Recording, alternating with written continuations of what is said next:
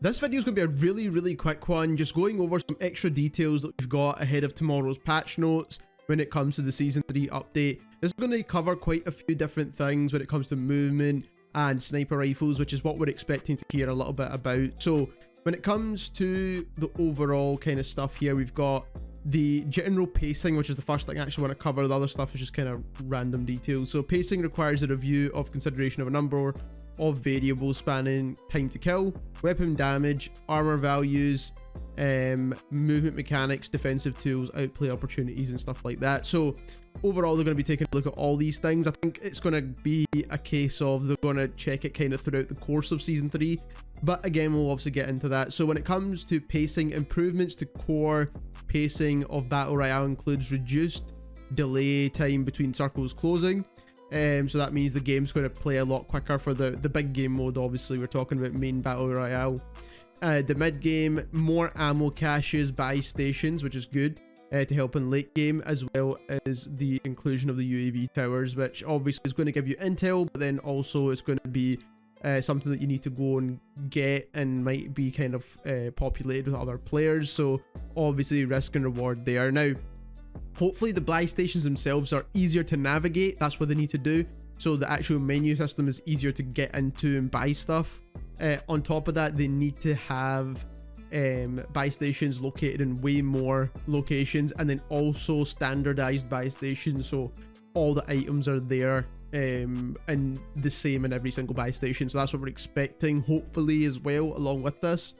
Combat players can now expect to see changes to combat engagements. Reduced intensity of damage feedback on HUD to improve visibility. Okay, that's ideal. Hopefully visual recoil as well on guns. Reduced damage weapon outliers to make combat feel a bit more consistent.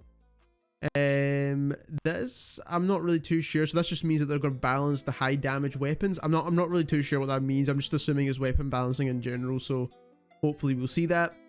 And the sniper one's a really weird one. Like, I just assumed they were going to have heavy snipers, that one hit headshot, from the sounds of all like the Twitter posts. But after testing the St. Patrick's Day event, we're adding one hit down snipers to create added variety in combat styles.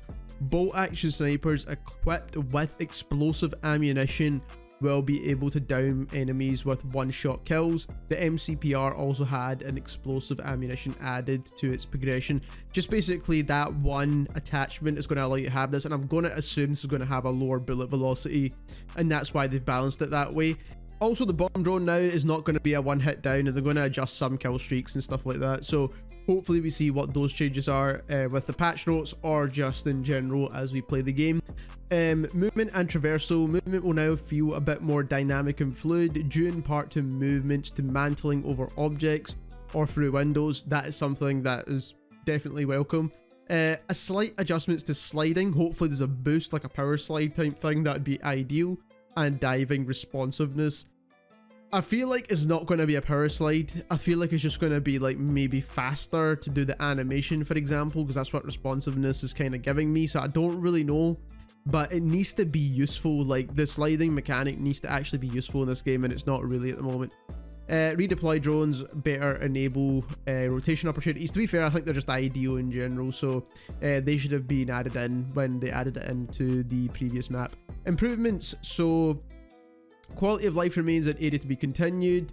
Focus for the Warzone 2 team. Season 3 be no exception. Amongst the vast array of improvements, the inclusion of elevation areas on the TAQ map help better locate objects. Incoming kill streak banner.